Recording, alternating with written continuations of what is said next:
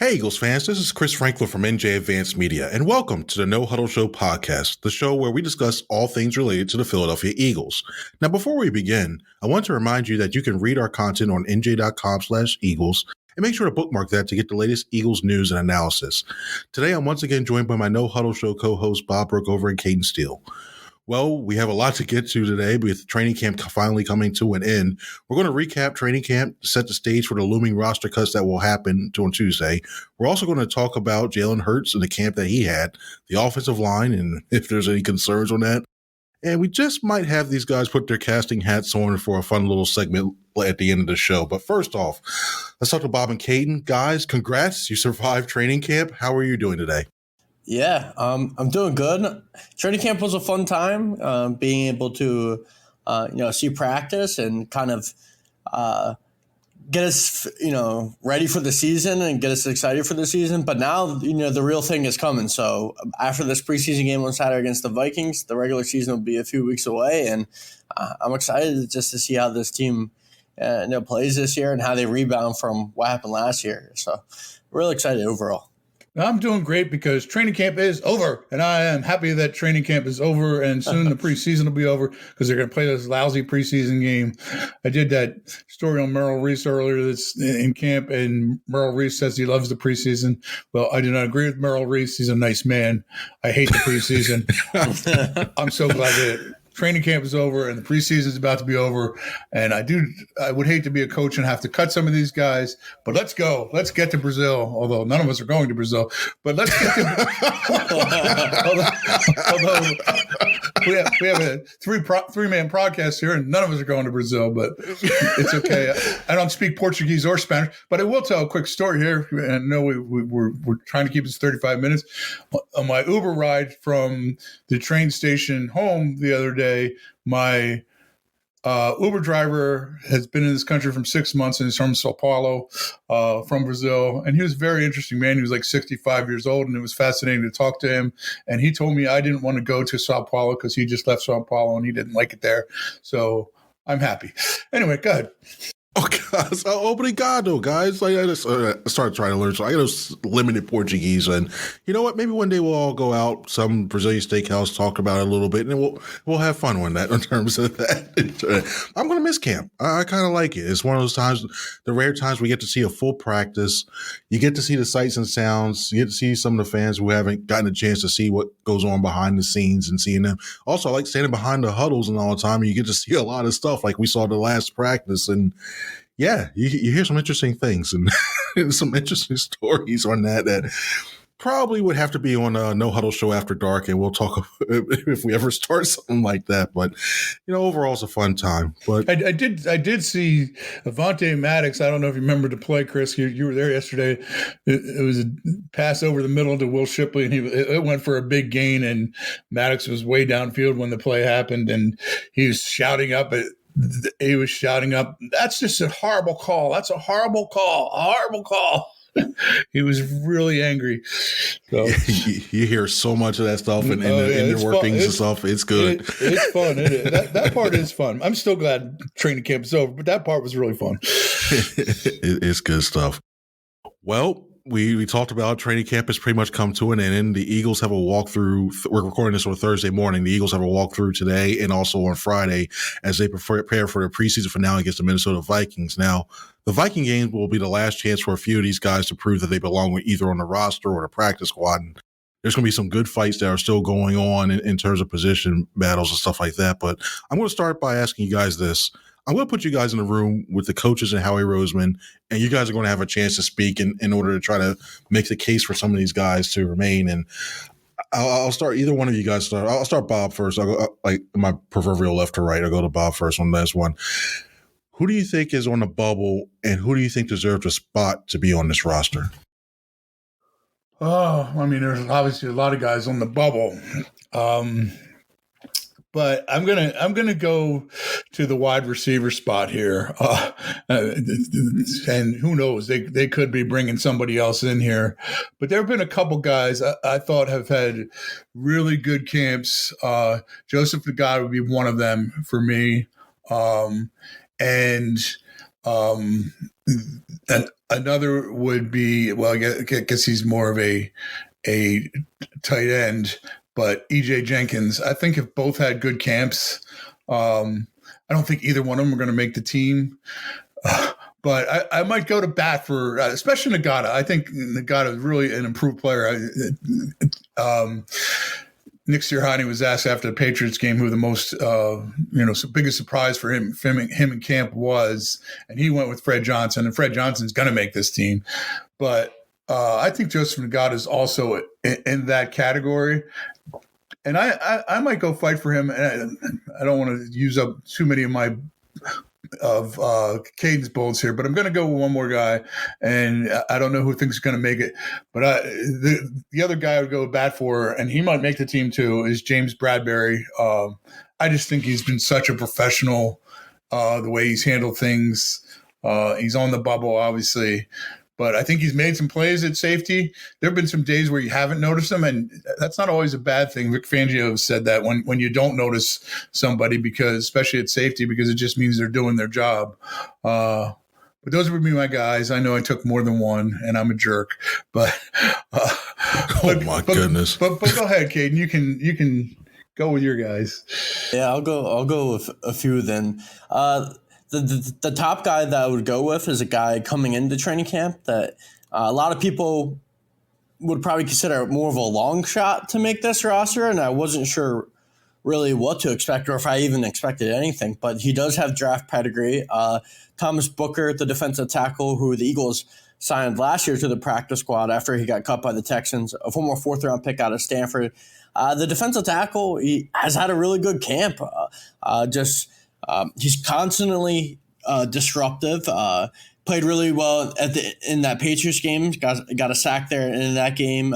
Just flashed throughout that entire game against the run and against the pass. And he does the same thing in practice.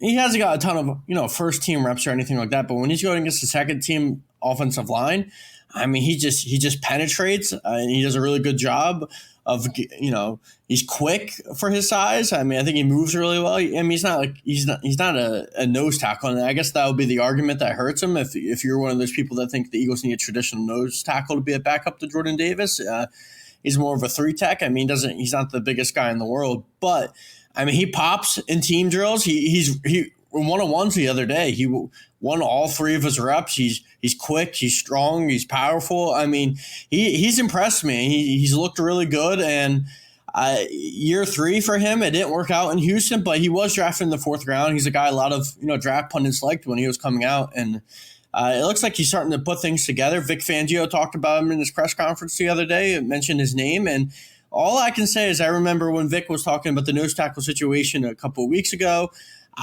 He brought up Milton Williams being a guy that could be a nose tackle. He didn't bring up Marlon Tuipulotu's name, a guy that we talked about last week that maybe could be a surprise cut.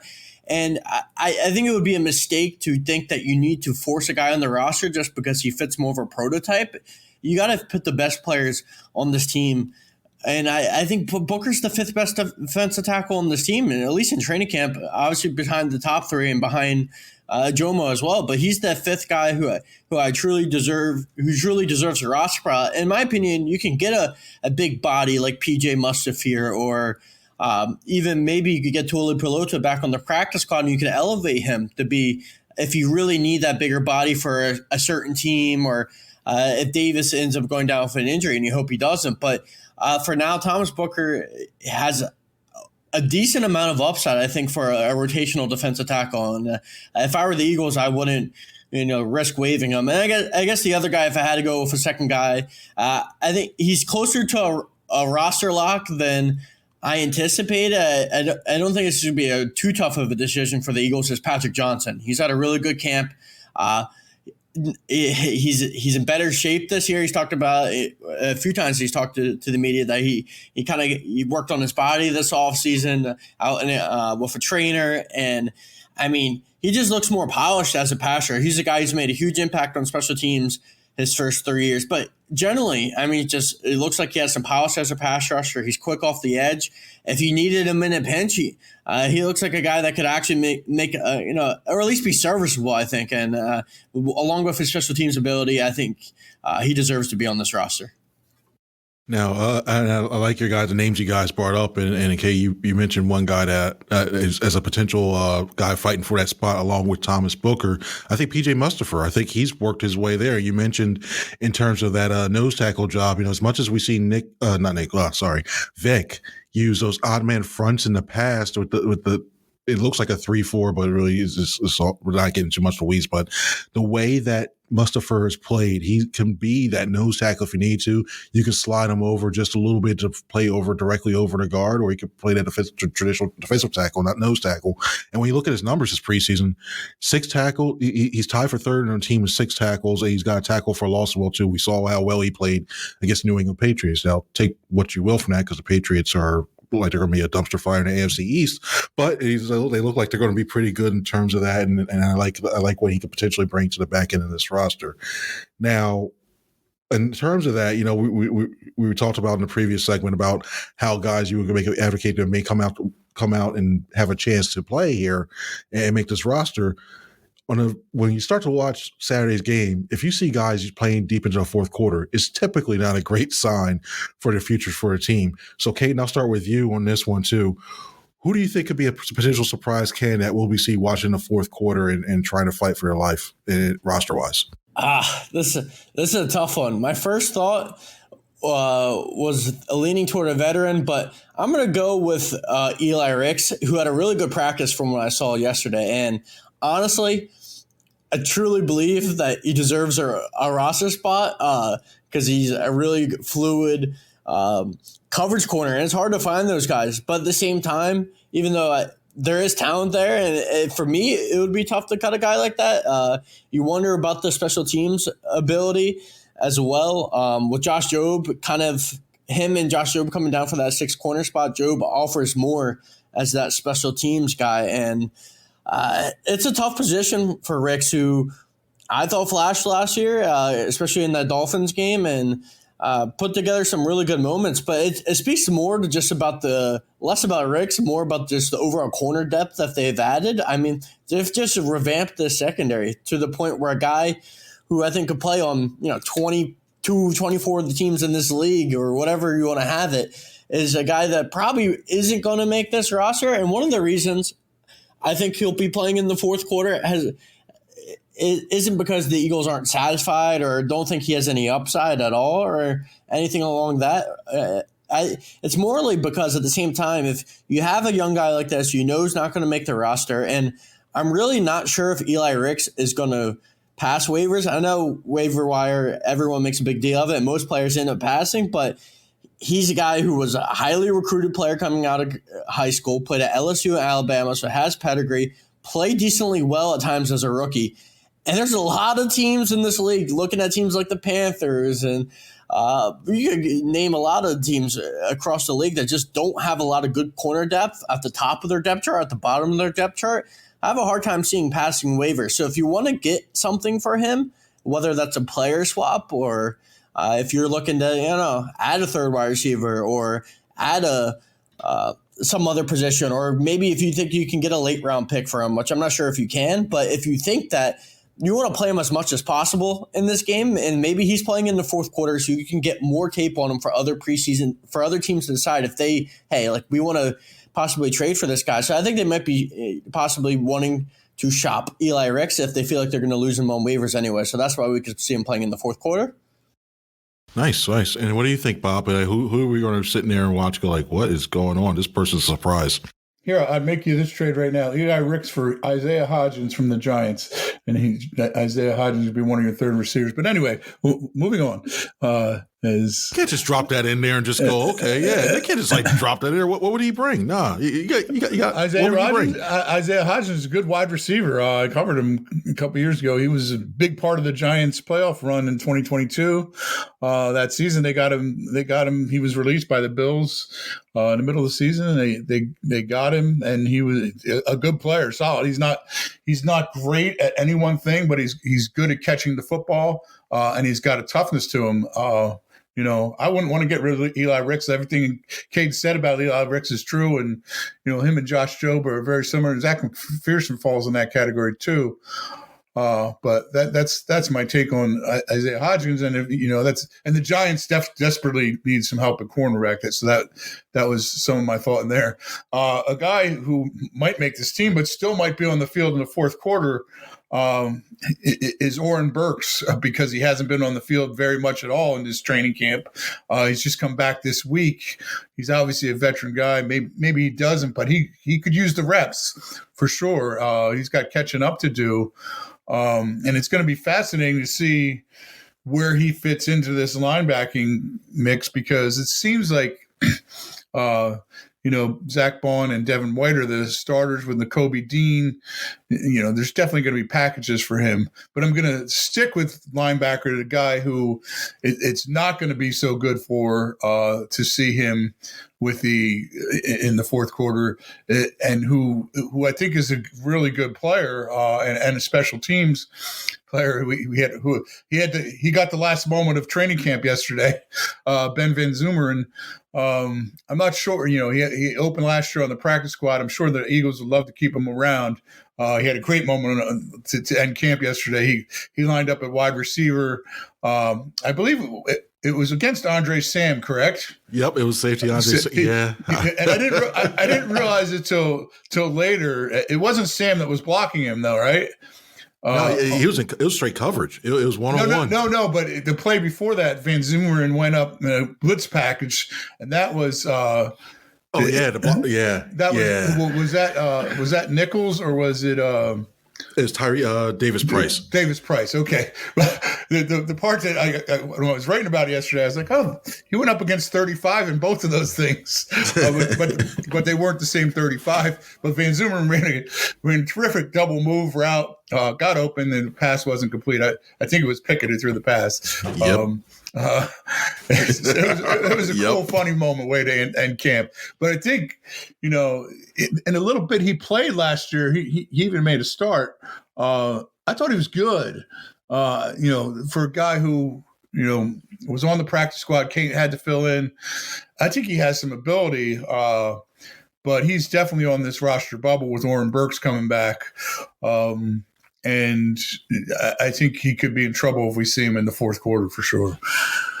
It's funny. I was talking to Jalen Carter briefly. I was walking off the field. Like, I asked him quickly, like, what he thought about his Van Zumeren moves? Like, I think we were all duped. He's like, yeah, he played offense in high school. He was actually receivers decent. I was like, oh, we got hosed. That was pretty much like he said, but that was actually kind of funny to watch that. It's kind of like that baseball thing. Even though you see a guy playing first base in the major leagues, he played shortstop when he was in high school. They all played shortstop in high school. Yep. Now, we look at this. Now, one of the biggest things we watched throughout training camp was Jalen Hurts and the way he was operating this offense, coming off the season where he didn't look like the same Jalen Hurts that we saw in 2022. We saw the interceptions go up significantly. He looked a little bit slower. He admitted when we talked to him on Wednesday that he was dealing with some nagging injuries, and it hampered away his success overall, and it kind of got to him. Now, Bob, I'm going to stay with you. We all know that he had that good preseason. The fact he didn't throw his first interception until the last practice yesterday where Darius Slay picked him off. And from what you've seen during training camp, do you think he'll carry his preseason performance into the regular season? I do. There's no reason to think otherwise. He's the quarterback. So he's always the microscope is always going to be on the quarterback and the head coach. And it was big time last year, and for good reason. One of the things he alluded to yesterday, and it kind of got probably didn't get as much attention as it deserved, is he kind of alluded to, yeah, I had a bunch of stuff last year, but I told you guys not to ask me about that. And it was an interesting little aside from him. So he was dealing with some stuff last year. But, there's no reason to think he seems to be in a really good place, and that this is something else he talked about yesterday, in a really good place with Kellen Moore and the new quarterbacks coach, Doug Nussmeier. He was not that he was in a bad place before. He's obviously dealt with a lot of different guys. But, let's face it, he's never had more weapons than he has right now. And if you look around the skill positions in the NFL, the Eagles have, more parts on offense. Yes, the offensive line has some questions, which we're going to get to in a little bit, but according to my favorite script writer, Chris Franklin's script. But we, he's got a very good offensive line still. He's got great skill players. He seems to be in a really good place. I don't see any reason why this shouldn't be Jalen Hurts' best season, even better than his 2020-2022 season. My favorite answer yesterday was from Slay after he picked off Jalen Hurts. He was later asked who's the player he thinks most going to have the best year, the most surprising year, and his answer after ribbing Hurts a little bit about the pick, he said, Jalen Hurts, we need the quarterback. He's got to be the guy, and he's right. And I think there are a lot of signs from this training camp that says yes, that's the case. And I'd be surprised if we didn't see a terrific year from Jalen Hurts. Yeah, that. And now we're going to go to talk about the guys who will be in front of him, that offensive line, which appears to be set with Mekhi Becton winning the right guard battle against Tyler Steen. But there are now two new starters on this line, and they have not played a preseason game together. To make matters worse, the depth looks questionable with Steen, Trevor Keegan, and others missing at least one practice because of injuries. And Cayden, I'm going to ask you on this one. Are you concerned about this offensive line?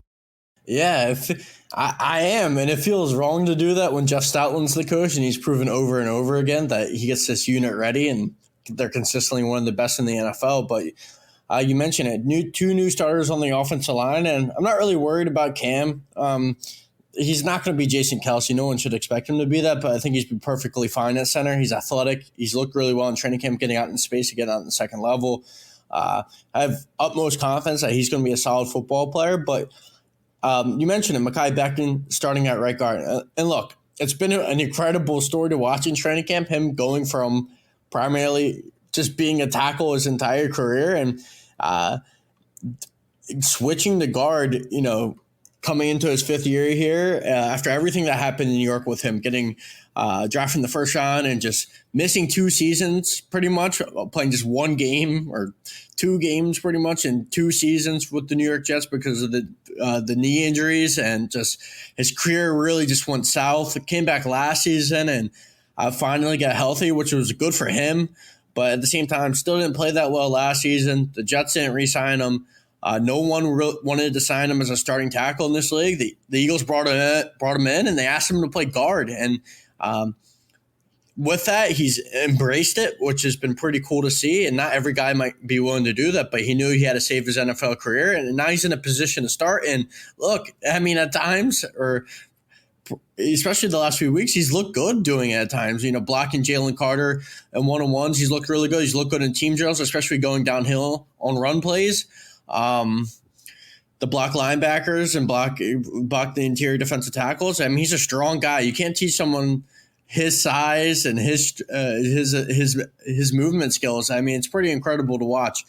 But at the same time, it's still projection going from guard, and you're going to ask him to play 17 games at right guard. And like I said, he's got injuries, an injury history that is slightly scary still. And I know he's talked about it. I mean, it might be behind him, but there's 2 knee injuries back to back, and just him being at his size, you got to wonder, can he hold up for a 17-game season when it comes to conditioning and injuries? And it's a new position. I mean, teams are going to be able to notice his tendencies and his weaknesses as the farther along the season gets. And I worry that if he's not consistent, that right side could have some problems in the interior. And I really don't know if he's going to be. We got to see it in the regular season, and it is a slight projection, so I don't feel great about that. And when it comes to the depth, you can't feel good, right? You mentioned the injuries, Chris. The Tyler Steen, who was supposedly the favorite to win that right guard job, but I mean, got hurt at the beginning of the camp, got hurt again. You can't be a starter if you're constantly sidelined. And I mean, for Tyler Steen, that's been the case this year. But at the same time, you're hoping that you can get him back and he could be your guard maybe your swing tackle, maybe, or one of your at least your backup tackles there with Fred Johnson, but he hasn't been healthy, and now Trevor Keegan's hurt. The injuries have hurt the depth. And then you go to the guys that coming into the training camp that I felt reasonably good about the depth on this offensive line, because you bring in Matt Hennessy. You even have some late signings like Max Sharping, guys that have played a lot of football in this league. They've started a lot of games. And look, as your starters, probably wouldn't want them. But as your top depth guard, center, you feel pretty good about those guys. But Matt Hennessy's been out with an injury for a while now and doesn't look like he's going to make this team. Max Sharping, weirdly playing guard for most of his career. They tried to play him at tackle, and we all saw how that went in the Patriots game. He really, really, really struggled, and don't think there's a place for him on this roster. And you bring in Nick Gates as a guy that maybe has an insurance policy as well, but I haven't seen enough from him to think he's going to make this roster either. So with Keegan down and Steen down and the veteran guys being injured or just not panning out, and then you're relying on guys like Dylan McMahon, and it's just this is a position of concern for me, especially if those injuries for Steen and Keegan are long-term in any way. Maybe you have to go out and sign someone because, right now, other than Fred Johnson, I don't really feel good about this backup group. Maybe this opens the door for Darian Kennard to make the roster as a guy who's played pretty decent in training camp. Maybe he's the sleeper that makes it and shores up the offensive line. But right now, this offensive line has more question marks than you're used to in the past, and for good reason, because of the starting question about Becton and whether he actually could be a good right guard, and because of the injuries and just their overall depth. Jeff Stoutland might have to work a little more magic this year. Nice. Very nice stuff. And now we're going to get to our 2-minute question. You guys each get 2 minutes for your drive for this following coming up here. And hopefully the whistle doesn't blow up on you guys. We're going to try to get this on there, but it's interesting stuff on the ones when it turns to relates to the Eagles. One's about a rookie. I'm going to ask Cayden about a rookie, and I'm going to ask Bob about an important position. As important position this year is getting a lot of attention because in the past, it hasn't been a lot of resources added to that. So, Cayden, your 2-minute question is coming up right now. So here we go. Cooper DeJean has returned and said he will be playing Saturday. What should we expect from him in his first game action? And with his return, what players should we be impacted the most because of his versatility? Yeah. Cooper talked about yesterday. Excited to hit someone that's not his, his teammate. Suffered the injury there at the end of his career in Iowa, so he hasn't hit someone since he's been there. So coming in this preseason game, the thing I would expect is kind of what I've seen in practice from the limited reps. I know Cooper got more reps there yesterday. I wasn't there, so I'm not exactly sure how he played yesterday. But from what I saw the day before on Tuesday, and he even admitted, I think he was talking about yesterday, there was a little bit of rust there, especially in those one-on-ones going against Brenton Covey. I would just say don't expect him to be Quentin Mitchell and look lights out. I mean, Quentin Mitchell has looked amazing in training camp, so probably to temper the expectations a little bit. I know it's the third preseason game, and the Vikings aren't going to be playing probably Justin Jefferson, guys like that, but there's still a chance that Cooper gives up some catches and stuff like that. He's getting his feet under him coming back from the hamstring injury, but I'm more curious, less about how he plays. I mean, I think he'll be fine overall.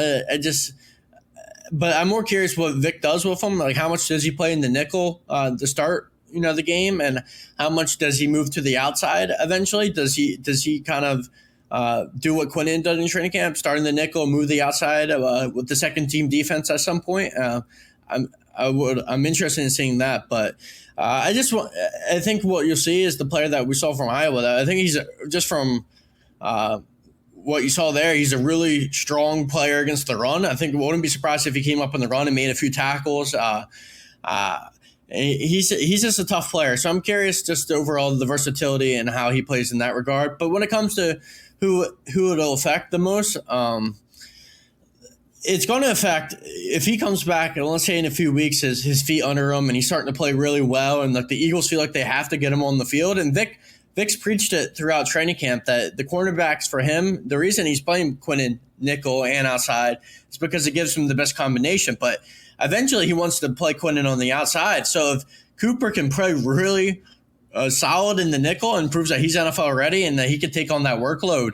I mean, that's best case scenario for Vic. He can move Quinn in the outside. He can move Cooper to the inside at nickel, and that bumps out Isaiah Rodgers or Keely Ringo, whoever you think is going to play out there week 1 against Green Bay. And they don't have the versatility at the end of the day. I mean, Isaiah has talked about it. He thinks he's an outside cornerback, and Keely is an outside cornerback. He's physical. He likes to get his hands on people, and he's not exactly – I mean, he's a great athlete, and he's got a lot of speed, but I'm not sure if he's really quick and twitchy and how much he can turn his hips against the really short, jittery guys like Covey, like I talked about earlier. So those guys will be generally really affected by him. I don't think they'd have a starting role once Cooper gets back into the fold and proves it. And hey, might not be happy week 1, it might not happy week 2, but I think by, I don't know, let's say week 4 or 5, around then, that's when I think Cooper will be in the starting lineup, and that's when Isaiah Rodgers and Keely Ringo's roles will be reduced to situational players or special teams. Gotcha. My whistle button's not working. Oh man, I was like, I had why is it not working? Oh man, oh no. But that was good stuff. That was very good insight on that one, in terms of that. Bob, you're up. Your 2-minute question. Who do you think should be the starting 2 linebackers to begin the season? All right. Cayden went over his 2 minutes, so I'll be less than 2 minutes.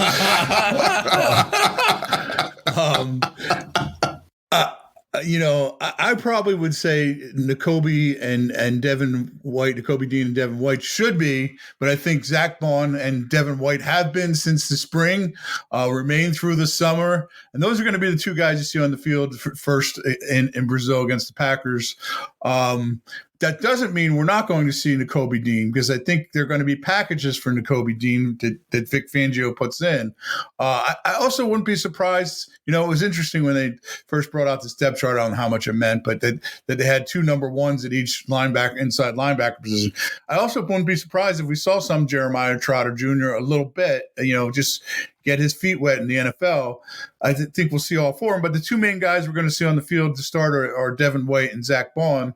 With Nakobe getting on there sometimes. I'm still not sure how Oren Burks is going to fit into all this, but this is a guy who played in the Super Bowl last year. He kind of became out of sight, out of mind during the preseason and training camp because of the injury, but he's back now. I think it's got a chance to be a decent group, but a lot to prove. I was surprised when Zach Bond was at inside linebacker after talking to Dennis Allen at the owners' meetings, and he didn't think that was where he belonged, but he had a good, strong training camp.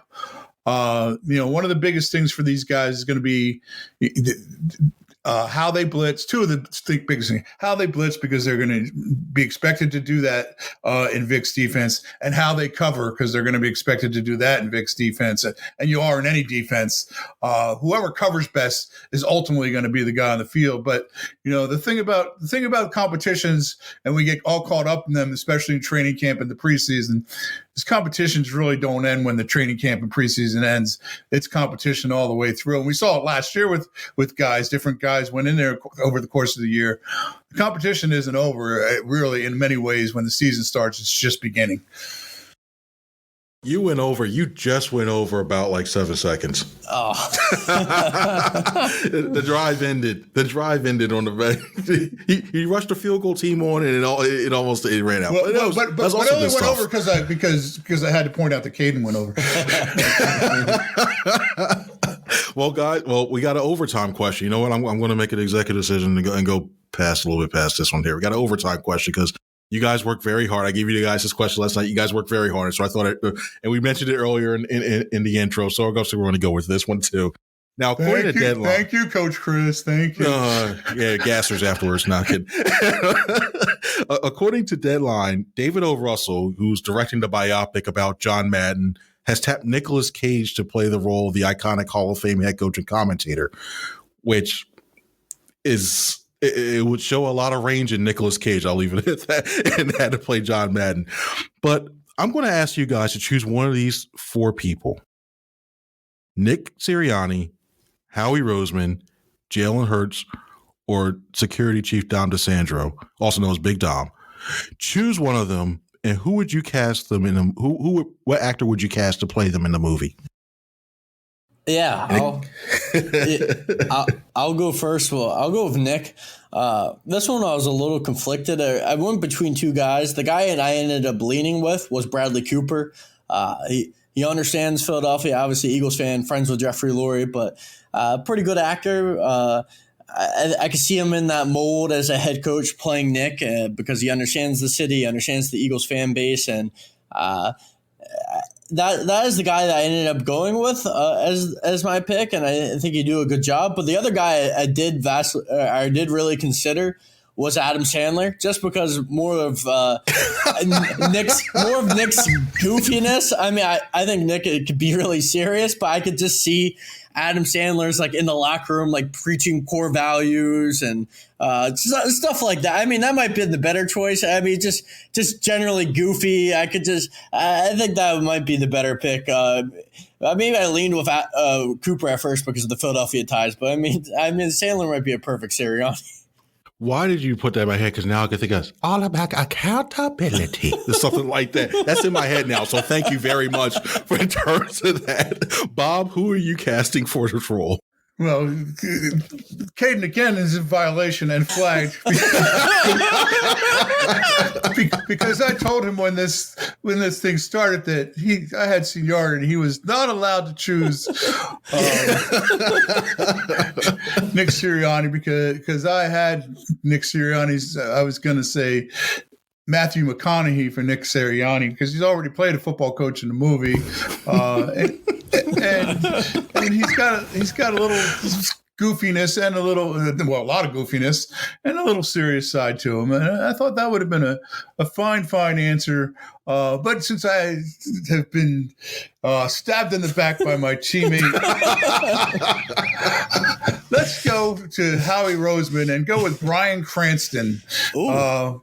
Bryan Cranston is Howie Roseman because he's a dead serious actor, and extremely ruthless when needs be, but also can be very engaging when needs be. So let's go with Bryan Cranston as Howie Roseman, and it might not be a great pick, but it's better than the casting of John Madden.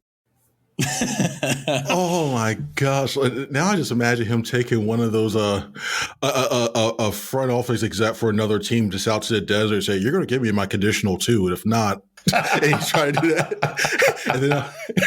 and then after the spinoff series. For me, I'm looking more. I'm going to go Jalen Hurts on this, and I can see Michael B. Jordan being him because, like, one thing we already know he's done the athletic stuff.